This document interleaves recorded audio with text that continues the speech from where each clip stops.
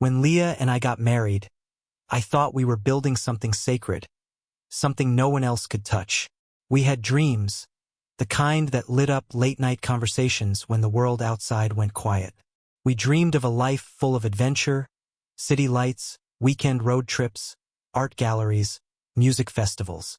We agreed we would build a home somewhere vibrant, somewhere alive, where we could chase opportunity, not tradition. It wasn't just talk. For the first 2 years, we lived it. We found a tiny, sunlit apartment above a bookstore downtown, small enough that we could hear our neighbors sneeze, but full of the kind of chaotic charm that made it feel like it belonged to us. Mornings meant rushing for coffee before work. Evenings meant collapsing onto the couch, laughing about the disasters of our day. Our friends would joke that we were that couple, the ones who made it look easy, and I believed them. I believed we were solid, untouchable, a team.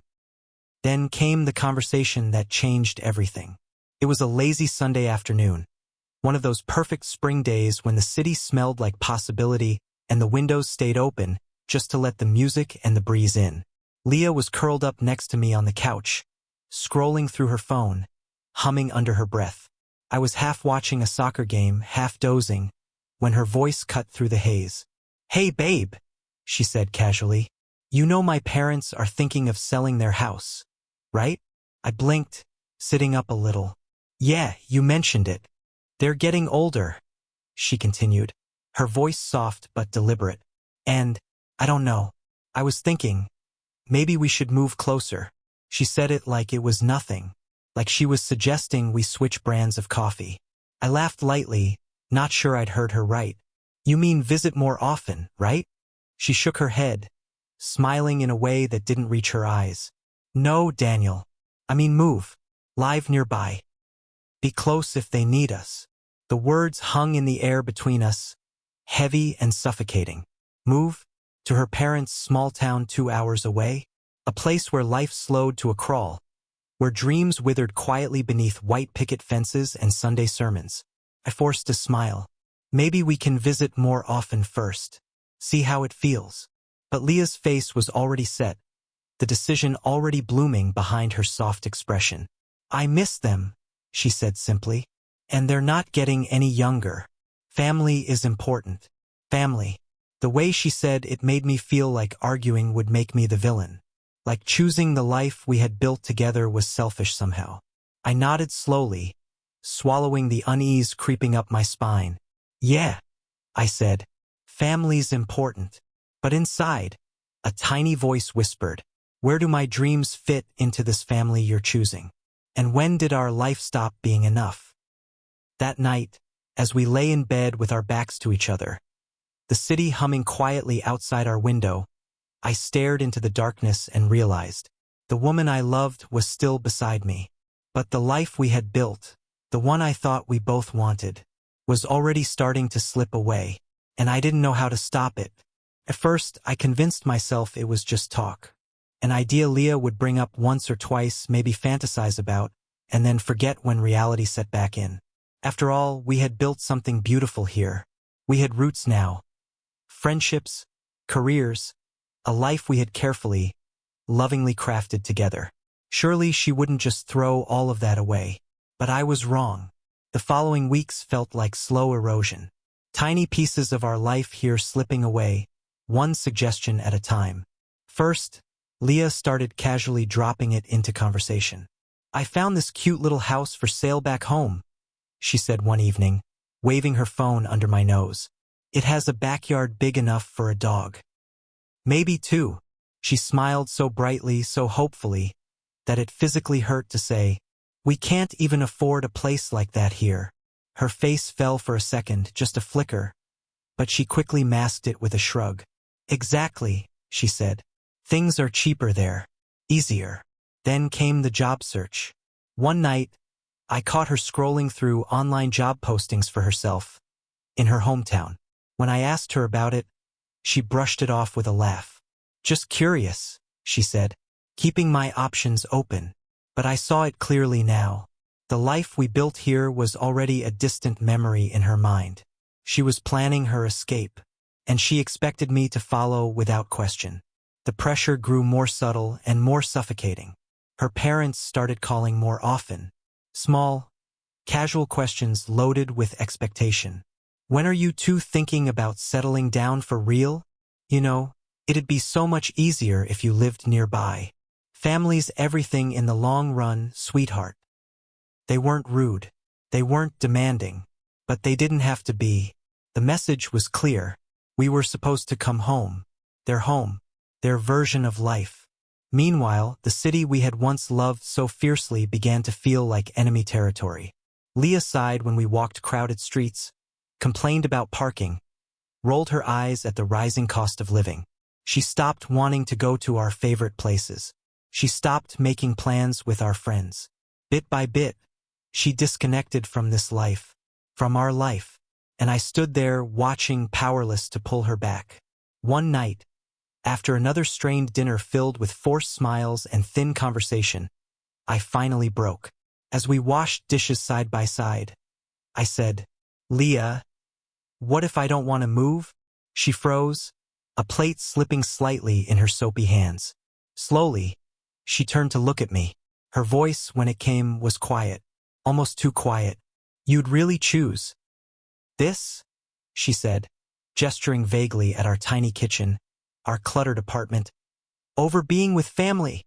I opened my mouth, closed it, opened it again. How could I explain that it wasn't about four walls or street names? It was about identity, about belonging to myself before I belonged to anyone else.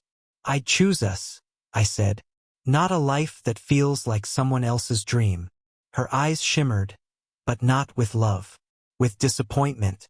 That night, as I lay awake staring at the ceiling, Leah's quiet breathing beside me, I realized something brutal.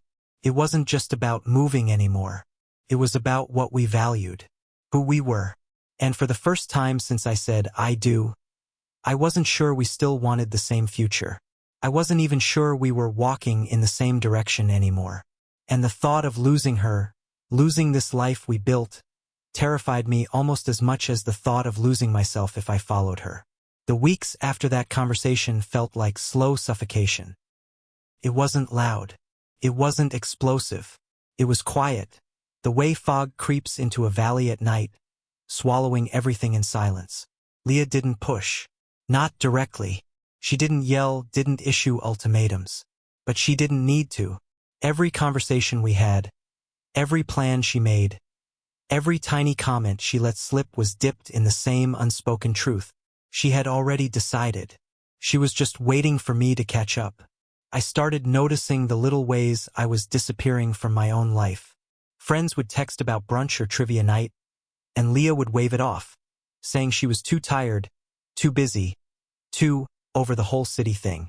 When I wanted to go to the art gallery's new exhibition, the one we had looked forward to for months, she made an excuse. Said it was too crowded, too expensive, too far.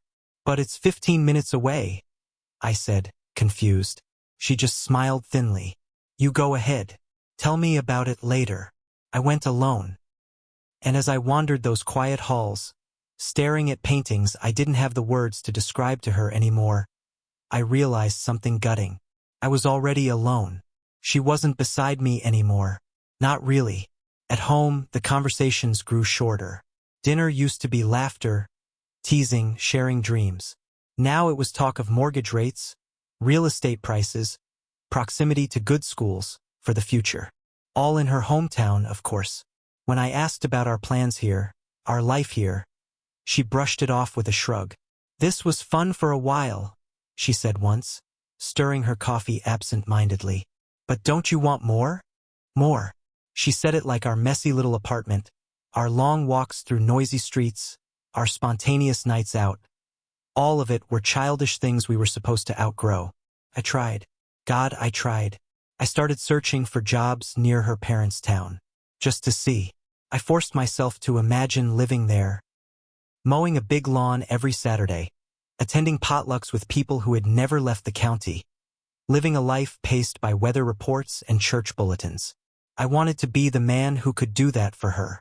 Who could trade the city skyline for open fields, the jazz club for family barbecues, the art shows for small-town fairs. I wanted to want it, But every time I tried, it felt like a death I wasn't ready for. A slow erasure of the man I had spent my whole life becoming. One night, I found Leah sitting at the kitchen table with a real estate agent on speakerphone, her laptop open to a mortgage application. I stood there, frozen in the doorway, listening to her rattle off our income, our savings, our plans. Our plans. Plans I hadn't agreed to. Plans she was making with the blind certainty that I would follow, because that's what love meant, right? Following, compromising, sacrificing, becoming smaller, quieter, more convenient. I didn't say anything. Not then. I just turned around and walked out into the night air, the cold biting through my jacket. And as I wandered the city streets that still pulsed with the life I loved, I realized something that hollowed me out completely. It wasn't just about geography. It was about belonging. It was about being seen. And the woman I had married no longer saw me. She saw a version of me, one that fit neatly into the picture she wanted to paint. A version that no longer existed. Standing on the corner of our favorite street, staring up at the old, flickering neon sign of the bookstore we used to visit together, I felt the loss settle heavy and certain in my chest. The life I loved was already gone. The question was whether I was willing to lose myself too, just to keep her. I didn't plan on confronting Leah that night. I didn't plan on anything at all. But sometimes the truth builds inside you like a storm, quiet at first, then louder, then impossible to ignore. And when it breaks, it doesn't come out in perfect words or careful conversations. It comes out raw, messy, painful. I found her in the living room, curled up on the couch with her laptop. The screen glowed with images of pastel-colored houses, wide front lawns, smiling neighbors leaning over white picket fences. I stood there for a long moment, just watching her, watching the life she was planning, a life I wasn't sure I belonged in anymore. She looked up, surprised to see me standing there. "Hey," she said, smiling. "Come look at this one. It's right near my parents' place. Huge backyard. Room for a garden." Her voice was so bright, so full of hope, it physically hurt. I walked over slowly, sat down across from her. "Leah," I said, and immediately she froze. Something in my voice must have told her this wasn't just another night. She closed the laptop softly, as if sensing the weight in the room. "What's wrong?" she asked, her voice cautious now. I swallowed hard. Tried to find words that didn't sound like an accusation. Tried to be fair. Because I loved her. Even now I loved her. But I couldn't lose myself just to keep her. "I can't do it," I said quietly. Her brow furrowed. "Do what?" "I can't move there. I can't build a life I don't recognize. I can't become someone I'm not just because it's easier." The silence after my words was deafening. Leah stared at me, blinking rapidly. "You're saying no?" she whispered. I nodded. "I'm saying, I'm scared. Scared of waking up 5 years from now, looking around, and not recognizing anything. Not recognizing myself." Her hands twisted together in her lap. "I thought," she trailed off, voice cracking. "I thought love meant compromise." "It does," I said. "But compromise isn't supposed to feel like erasure." I stood up, pacing because the emotions were too big to sit still with. "I have given up little things already," I continued, my voice shaking. "Pieces of myself I didn't even realize I was losing. Until now." I turned to face her fully. "And I can't give up everything." Tears filled her eyes. Not angry tears. Sad tears. And somehow that hurt more. "I thought you loved me enough," she said softly. "I do," I said immediately, the words ripping out of me. "God, Leah, I do. But love isn't about following each other into lives we don't want," I whispered. "It's about building something we both recognize. Together. And right now." I paused, heartbreaking even as I said it. "Right now, it feels like you're building a life, and you're just assuming I'll fit into it. Even if it means leaving everything that makes me who I am behind." She wiped at her cheeks. "Why does it have to be your life or mine?" she asked desperately. "Why can't it be both?" I smiled sadly. Because we're not talking about favorite restaurants or furniture anymore, Leah. We're talking about identity, about roots, about what makes us feel alive. And if those things are pulling us in opposite directions, I didn't finish. I didn't have to. The look on her face told me she understood. Maybe she had understood for a long time. Maybe we both had. And we were just too scared to say it out loud. We sat there in silence, the glow of her laptop screen flickering between us like a dying fire. Two people who loved each other. Two people who still wanted to make it work. But maybe, heartbreakingly, two people who wanted different lives now. And love, real love, doesn't mean forcing each other into boxes we don't fit anymore. It means being brave enough to admit the truth, even when it tears you apart. We didn't have a clean, easy ending. Real love stories never do. There was no screaming, no accusations thrown like knives across the room, no slammed doors, no broken dishes, no final shouts of, "You never cared." Instead, there was silence. A slow, aching silence that wrapped itself around us like a thick fog we couldn't escape. For days after that night, we floated around each other like ghosts. We still slept in the same bed, but the distance between us was wider than any canyon. We still cooked dinner, still shared polite conversation, but the words tasted hollow. Every time I looked at Leah, I saw the girl I had fallen in love with. The girl with wild dreams and a laugh that made strangers smile. But I also saw the woman she was becoming.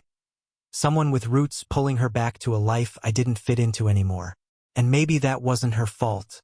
And maybe it wasn't mine either. Maybe it was just life. The brutal way it drags you forward whether or not you're ready. One evening, as the sun dipped low over the city skyline, the skyline I loved, we sat across from each other at our tiny kitchen table. No distractions. No phones. Just the truth sitting heavy between us. Leah reached across the table and took my hand. Her eyes were shining, her mouth trembling with words she hadn't said yet. "I love you," she whispered. "I love you too," I said immediately, because it was still true. Maybe it would always be true. She squeezed my hand. "But I don't think we're building the same dream anymore." A tear slipped down her cheek, and I felt something deep inside me crack. But it didn't break, because for the first time we weren't pretending. We weren't fighting reality. We were finally seeing each other, clearly, painfully, honestly. She moved out 2 months later, back to her hometown, to the life she needed, to the family that gave her roots I could never replace. I helped her pack. I hugged her tightly at the door, and I let her go, not because I stopped loving her, but because love sometimes isn't enough to change the roads we're meant to walk. And because real love, the kind that matters, doesn't chain someone to a future that feels like a grave. It frees them, even if it breaks your heart in the process. The apartment felt empty for a long time after she left. Everywhere I looked, there were echoes of us. The dent in the coffee table where we dropped a bottle of wine. The paint stain on the floor from our attempt at DIY art. The postcard from Paris we always said we'd visit one day. Memories layered over every surface, like dust. But slowly, painfully, I began to breathe again. I went back to our favorite bookstore. I visited the art gallery alone. I found new friends, new rhythms, new pieces of myself I hadn't even realized I had lost. The city didn't feel like a cage anymore. Felt like home again, because this was my life. Flawed, complicated, painful, and beautiful because of it. Looking back now, I realize some love stories don't end because they weren't real. They end because people grow, and sometimes they grow in different directions. And that's not failure. That's life. That's love. One night, months later, I sat on the rooftop of our building, alone, watching the lights of the city blink against the dark sky. And I realized something simple and true. I hadn't lost my life. I had saved it, not by holding on, but by letting go.